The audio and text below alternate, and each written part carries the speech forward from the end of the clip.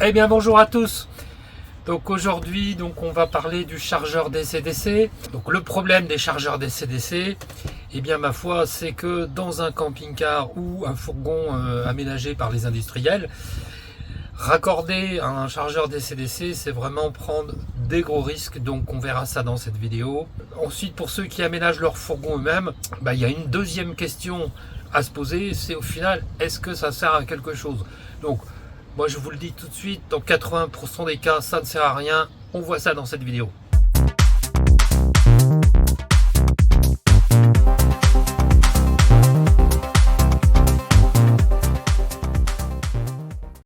Alors on entend souvent dans les vidéos sur YouTube que pour régler le problème, c'est simple, il suffit d'installer un chargeur DC-DC. Comme ça le chargeur, il prend l'énergie de l'alternateur, il le met en forme et on a les courbes de charge pour venir charger les batteries lithium. Donc ça paraît génial tout ça. Ouais, mais qu'est-ce qu'on a fait avec le BL pendant ce temps-là? C'est-à-dire on ajoute un DC-DC, mais à côté de ça, il y a toujours le BL avec son coupleur séparateur. Donc vous avez l'énergie de l'alternateur qui passe dans le DC-DC d'une part, mais qui continue à passer de l'autre côté. Vous avez deux systèmes de charge qui viennent dans votre batterie lithium. Donc déjà comme ça, on sent que c'est peut-être pas tout à fait l'idéal. Mais il est certain que ça sert à rien d'avoir un DC-DC qui vous amène un courant très propre dans votre batterie, puis pendant ce temps-là, vous continuez à alimenter la batterie avec le courant de l'alternateur qui, si vous prenez un oscilloscope, vous allez voir, c'est une catastrophe, il y a des parasites partout, la tension n'est pas du tout stabilisée de façon idéale. Oui, il y a un régulateur dans l'alternateur, mais ça va pas chercher loin. Donc on a les deux canaux en parallèle. Donc déjà, première réflexion, non, si vous mettez un chargeur DC-DC, il faut de l'autre côté absolument couper le coupleur séparateur qui est dans le BL. J'en ai parlé quelques fois dans les vidéos, mais là on va essayer de donner plus de détails. Donc ça je sais pas si vous voyez, mais deux systèmes de charge en parallèle, pas bon. Donc quand vous mettez un chargeur DC-DC, oui, pour des batteries lithium, c'est clair, c'est indispensable. Par contre, de l'autre côté, il faut se poser la question de comment faire pour désactiver ce relais qui est à l'intérieur souvent d'une carte électronique. C'est un petit peu compliqué. Donc, déjà, je vois les commentaires arriver. Ne me demandez pas dans les commentaires, j'ai un camping-car Imer B594, coucou Guy. Bon, comment on fait pour désactiver? Bon, écoutez, franchement, moi, quand j'arrive sur un chantier, j'analyse le câblage des camping-cars et j'applique, je dirais, des modes opératoires qui sont pas transposables d'un mode à l'autre. Bon, c'est vrai que les fabricants de camping-cars, ils nous aident pas du tout, et donc je ne peux pas vous donner l'information. Bon, il y a peut-être aussi que je cherche à sauvegarder mon emploi.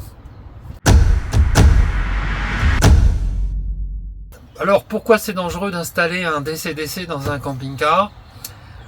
Très simplement, dans tous les camping-cars, je dis bien tous les camping-cars, ou fourgon industriel, c'est la même catégorie, c'est-à-dire quand vous l'achetez bien cher, tout fini, vous avez une installation électrique existante. Cette installation électrique a été conçue à l'époque des batteries plomb. Et le danger, c'est quand on veut mettre des batteries lithium sur une installation qui n'a pas été conçue pour ça. Alors, je m'explique. Grosso modo, dans tous les camping-cars, vous avez ce qu'on appelle un EBL ou un boîtier CBE. Toujours est-il que ça distribue le courant 12 volts. Ça met en relation la batterie cellule éventuellement avec la batterie porteur, c'est-à-dire que ça charge pendant que vous roulez avec le véhicule. Et c'est bien là qu'on va voir qu'il y a un problème. Et ensuite, cette EBL, ça sert aussi avec le chargeur intégré à charger des batteries, cellules, encore une fois, plus pour le plomb qu'autre chose, même sur la position gel, c'est pas l'idéal du tout. Donc le risque, il est où? Dans ces boîtiers, on va prendre l'EBL pour simplifier, c'est quelque chose qu'on voit beaucoup. J'ai même un client qui a sollicité mes services avec un Mercedes, tout neuf, est encore équipé. Les EBL, il faut savoir que ça date des années 1970, je blague pas. C'est-à-dire qu'on a différents modèles, BL30, 31, ce que vous voulez. Quand vous regardez le schéma électrique interne, c'est toujours pareil. Donc ça n'a pas bougé depuis le début des camping-cars. C'est pour ça que les concessionnaires, certains le savent et sont un peu hésitants à vous mettre du lithium parce que le BL en question, à l'intérieur, vous avez ce qu'on appelle le coupleur séparateur. Oui. C'est pas un boîtier qui se promène, je dirais, ailleurs. Non, c'est à l'intérieur. Tout simplement, c'est un simple relais qui va mettre en relation l'alternateur avec votre batterie cellule. C'est là qu'il y a un souci. On explique. Bon allez, on détaille un petit peu. Donc le problème c'est quoi quand vous avez cette branche là à l'intérieur du camping-car, cette branche coupleur séparateur. Je l'ai dit, c'est un simple relais. Donc autrement dit, c'est un relais, c'est contact fermé ou ouvert. Vous êtes sur l'alternateur et là vous n'êtes plus sur l'alternateur. C'est quoi la différence entre une batterie plomb, donc que ça soit AGM, gel, déchargelante ou pas déchargelante, la technologie batterie plomb par rapport au lithium? Ça s'appelle la résistance interne. Beaucoup de gens le savent, les batteries lithium, ça a une capacité de charge beaucoup plus importante, de fait beaucoup plus rapide que les batteries plomb. Résistance interne très faible, ça veut dire qu'il y a beaucoup de courant qui peut rentrer à l'intérieur de la batterie. Plus l'intensité de charge qui va être tirée sur l'alternateur risque d'être colossale. Et c'est aussi lié à la capacité de batterie. Donc ceux qui mettent une batterie 280 Ah par exemple, voire deux batteries de 280 Ah, vous mettez tout ça sur un alternateur. Comment dire, la fumée n'est pas loin, hein. Donc je plaisante pas, c'est-à-dire que oui, sur une petite batterie lithium qui va être chargée à fond, oui, ça va tirer guère plus qu'une batterie plomb, mais en dehors de ça, sur toutes les installations qu'on fait maintenant, moi je vois, on me demande tout le temps, non je veux plus de gaz, plaque à induction, chauffe-eau électrique. Ouais, d'accord, sauf que ça vous fait 2 kWh par jour, voire 2,5 kWh par jour de consommer. Donc vous dire qu'il faut des grosses batteries lithium. On fait plus d'installation avec du 100 Ah lithium. C'est pas la peine déjà, bon vous n'avez pas assez d'autonomie. Les batteries lithium, je le dis toujours, une batterie de 180 Ah, 440 €. Franchement, donc beaucoup de gens mettent des grosses batteries. Eh bien, c'est avec des résistances internes très faibles, vous pouvez tirer aussi bien 100 ampères facile, voire plus, sur l'alternateur. Donc déjà, les véhicules qui sont de 2000, 2005, 2010, qui sont équipés d'alternateurs 70 ampères, 90 ampères, 120 ampères, des trucs comme ça. Vous comprenez que si vous mettez une grosse batterie lithium fortement déchargée, vous risquez de tirer sur l'alternateur 100 ampères. Donc oui, ça va se limiter parce que dans l'autre branche, il y aura par exemple 30 ampères de chargeur DC-DC. Donc vous aurez au moins 70 ampères dans la branche coupleur séparateur. C'est là qu'il y a le problème. Parce que, un, vous abîmez la batterie avec le coupleur séparateur. Mais deux, vous pouvez faire fumer l'alternateur. Il y en a qui ont essayé. Ils ont eu des problèmes. Ça, je peux vous le dire. Ça se comprend bien. C'est-à-dire que les alternateurs, si vous les mettez en court-circuit, ils fument. C'est pas du tout comme un panneau solaire, faut pas croire. C'est à un moment donné, vous avez un bobinage avec du fil de cuivre dans l'alternateur qui est prévu pour supporter une certaine intensité. Si vous demandez trop d'efforts à votre alternateur, vous allez le griller, c'est sûr. Il y en a qui sont pas convaincus. Mais moi, j'ai fait des études d'électrotechnique, entre autres, et je peux vous dire que les alternateurs, je connais très bien le sujet. Donc, la résistance interne de la batterie lithium, c'est ça le problème. Donc il faut couper cette branche de charge avec le coupleur séparateur. Donc vous faites comme vous voulez, mais sinon j'ai envie de dire, ben mettez pas de batterie lithium parce que il y a risque quoi. Donc cherchez comment désactiver ce coupleur séparateur. Des fois il y a un fusible à retirer, hein, c'est pas toujours de la haute technologie, mais enfin bon, le câblage il n'est pas toujours fait pour faciliter, comme je disais tout à l'heure, pour faciliter la suppression de ce truc là. Maintenant on aborde la deuxième partie de la vidéo. C'est au final, dans le titre j'ai marqué et en plus le chargeur DC-DC ça sert à rien. Alors non, je ne suis pas fou furieux, tout le monde fait la promotion, les chargeurs DC-DC, youpi, c'est super. Oui d'accord. Le truc c'est comment ça fonctionne l'autonomie dans un camping-car, un fourgon, un véhicule, ce que vous voulez.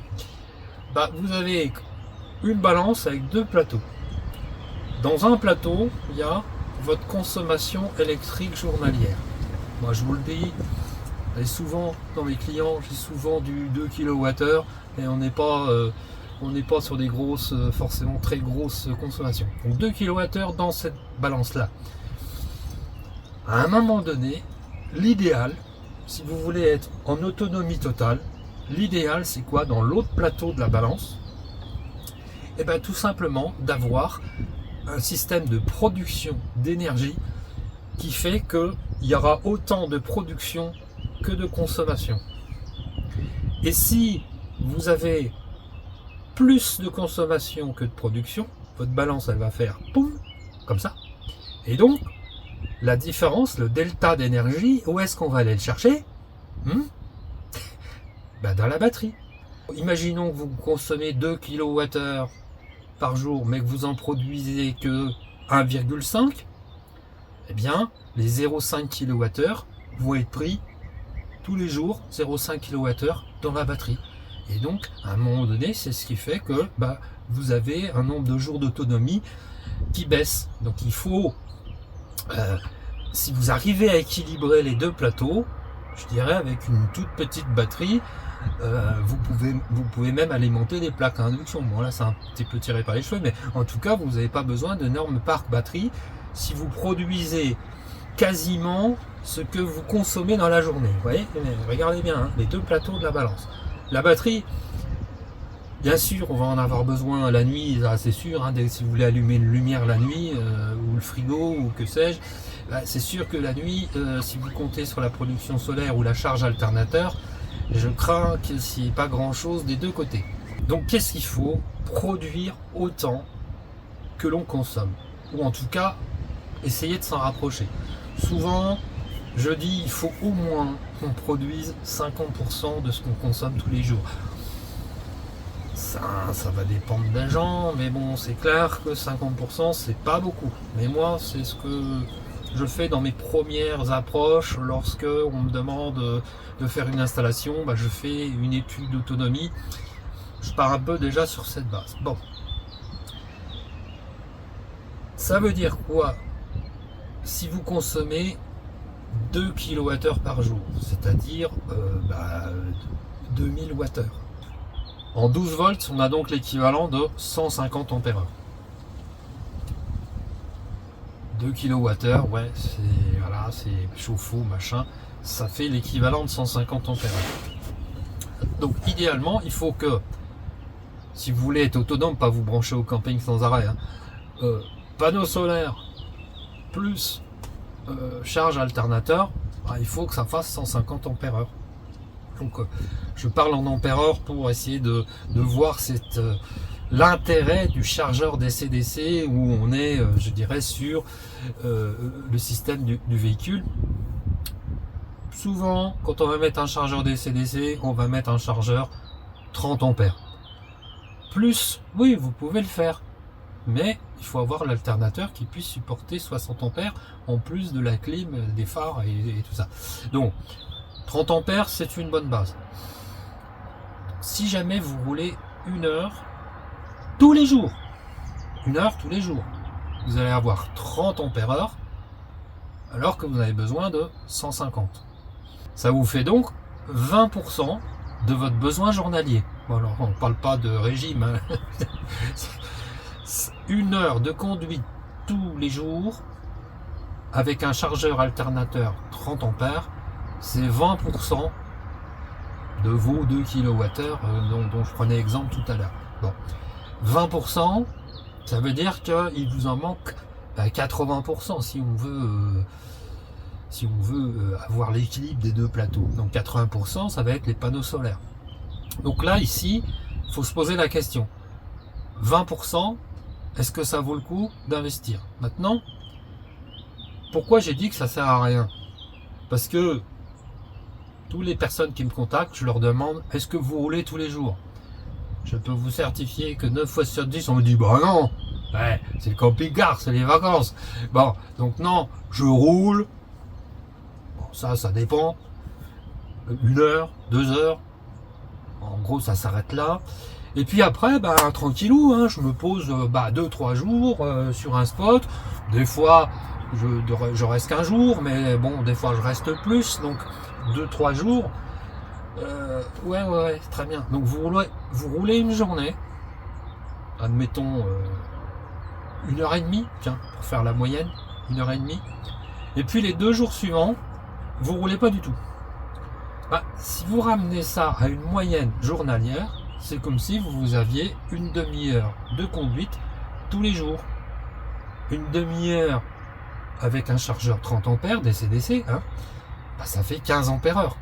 Donc là, cette fois-ci, c'est plus 20% comme tout à l'heure, c'est 10%. Donc autant vous dire que de dépenser de l'argent pour, je vois moi des fois ça tourne à 5-6%, 10-12%, voilà, c'est toujours dans ces eaux-là, parce que la plupart des gens roulent pas assez. Alors bien sûr, encore à l'époque du plomb, hein, où on avait une ampoule, enfin de l'éclairage, une pompe à eau et point barre, on n'avait pas 2 kWh de consommation par jour, donc forcément cette époque-là, c'est fini. Moi je peux vous dire que là, c'est les véhicules, on cherche à avoir quand même un minimum de confort, ce qui est normal. On peut le faire en plus, la technologie, les prix ont bien baissé, donc pourquoi s'en priver? Ça fonctionnait quand on consommait peu, quand on consommait 0,5 kWh par jour ou 0,03, forcément vous roulez 1 heure et clac, ça vous recharge l'équivalent, votre balance elle est de nouveau équilibrée. Bon, ok, mais voilà, ça c'est fini, on fait plus. Alors certaines personnes, ça va être utile le chargeur DC-DC. Pourquoi? Parce qu'on a par exemple des personnes qui partent 2 semaines en vacances par an et puis c'est tout. Et du coup, ils vont vouloir rentabiliser et ils vont se taper 3-4 heures de route par jour. Puis comme ils n'arrêtent pas de visiter les châteaux, tout ce que vous voulez, eh bien ils sont assez peu dans le véhicule. Ça peut être l'été, donc du coup on va manger peut-être une salade, on va moins se servir de l'eau chaude, c'est pas fondamental, on peut aller au camping une fois, bon voilà.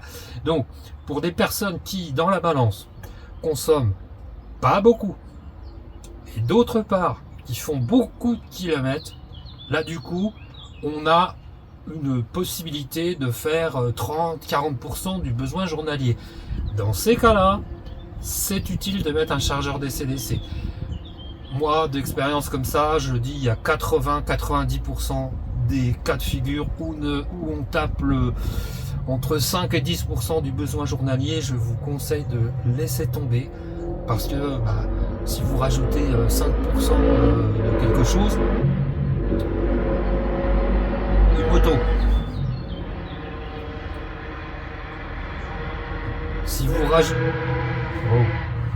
si vous rajoutez seulement 5-7% d'énergie dans votre batterie, c'est pas ça qui va faire que vous allez pouvoir vous en sortir. Ça changera rien. Si la batterie elle est presque vide, c'est pas en y mettant 5% que ça va changer quelque chose. Donc voilà pourquoi je dis, et dans la plupart des cas, ça ne sert à rien. Puis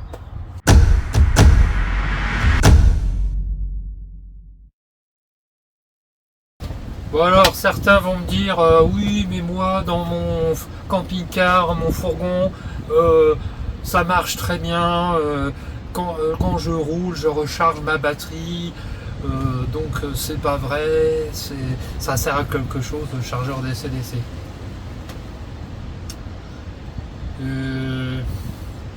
Est-ce que vous êtes posé les bonnes questions?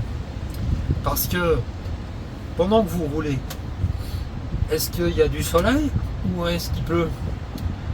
Parce que si vous me dites quand je roule, j'ai mes panneaux solaires qui sont en pleine production, voire avec seulement les panneaux solaires vous arrivez à avoir une batterie full 100%, comment vous faites pour conclure que le chargeur DC-DC a eu un rôle quelconque? Parce que voilà, l'erreur elle est là, c'est que vous ne savez pas en fait dans les systèmes de charge qu'est-ce qui vient de l'alternateur, qu'est-ce qui vient de votre panneau solaire. Quand il y a du soleil, je peux vous dire que les panneaux solaires ça envoie du bois, parce que vous soyez à l'arrêt, que vous soyez en train de rouler, ça charge tout le temps, donc ça dure des heures et des heures. En été, vous avez aussi bien 7-8 heures de production solaire effective, donc ça charge beaucoup. Donc en fait, avant de dire c'est mon chargeur DC-DC qui est à l'origine de la bonne charge de ma batterie, je ne peux pas m'en passer, posez-vous la question, est-ce que le panneau solaire par hasard c'est pas lui qui a fait tout le boulot? Alors je rajoute un autre truc, c'est que bien sûr c'est souvent ça, le panneau solaire c'est l'essentiel pour charger les batteries. Mais si jamais votre batterie est, admettons, pas chargée complètement, elle est à 70%, que vous avez le panneau solaire qui charge, puis qu'en même temps vous avez votre DC-DC, là, le super DC-DC, j'en ai pas un dans mon véhicule, hein, pour info. Bref, si vous avez les deux, eh ben les deux vont charger la batterie, ça c'est certain. Imaginons que votre panneau solaire il envoie, je sais pas, 20 ampères dans la batterie, pourquoi pas. C'est sûr que c'est des panneaux de 450 watts. Hein. Et puis en même temps, vous avez 30 ampères qui vient du chargeur DC-DC, ben ça va vous faire 20 plus 30, 50 qui vont rentrer dans la batterie. La batterie, je vous l'ai dit, elle va prendre énormément, hein, si vous lui donnez à manger, elle bouffe tout. Hein. Donc oui, mais c'est quoi le problème en fait? Si jamais vous avez pas de chargeur DC-DC, le panneau solaire il mettra un peu plus de temps, mais il finira par charger votre batterie. S'il lui manque 30%, ça va aller très vite. Sauf que dans l'entretemps, la différence c'est quoi? C'est comme le chargeur DC-DC, vous allez l'activer tout le temps. Ça aussi c'est une erreur à ne pas faire, mais bon, souvent les gens n'y pensent pas.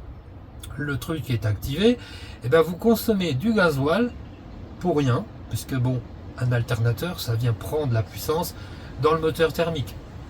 Si jamais c'est comme quand vous allumez la clim, tout le monde le sait, on consomme un petit peu plus. Là, le fait de charger avec le DC-DC, charger la batterie lithium, vous consommez plus de carburant, vous perdez aussi un petit peu de puissance moteur. Donc, quel est l'intérêt d'utiliser un chargeur DC-DC quand il y a du soleil en quantité suffisante?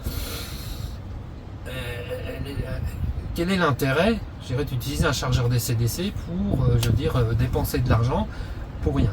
Donc, ceux qui ont déjà le DC-DC dans le véhicule, essayez de faire quelque chose. Hein. C'est-à-dire, vous avez votre application, vous allez dans paramètres, batterie, et puis vous éteignez votre DC-DC quand il fait beau. Après, c'est sûr que si jamais vous oubliez, il va pas se remettre en marche tout seul. Bon, moi, pour les personnes qui ont vraiment besoin d'un chargeur DC-DC et qui me demandent une petite option, à ce moment-là, on installe au tableau de bord du véhicule un bouton avec un voyant, parce que vous pouvez raccorder, vous pouvez télécommander votre DC-DC par l'application, mais ça, il faut y penser. Alors que si vous avez un voyant au tableau de bord, vous appuyez sur le bouton, le voyant s'allume, ça veut dire mon DC-DC est en train de bosser. Du coup, au plein été, vous allez voir le voyant dire oh c'est vrai, j'ai oublié de l'éteindre, clac, vous éteignez sur le bouton. Bon, ça c'est vraiment la petite option, je pense, qui est mieux que de se servir tout le temps des applications, ça sera plus utile. Donc vous avez compris. Utiliser le chargeur DC-DC, déjà ça produit très peu, mais si vous lui demandez vraiment de faire le taf, ben, il va bosser en même temps que le panneau solaire et vous dépensez de l'argent.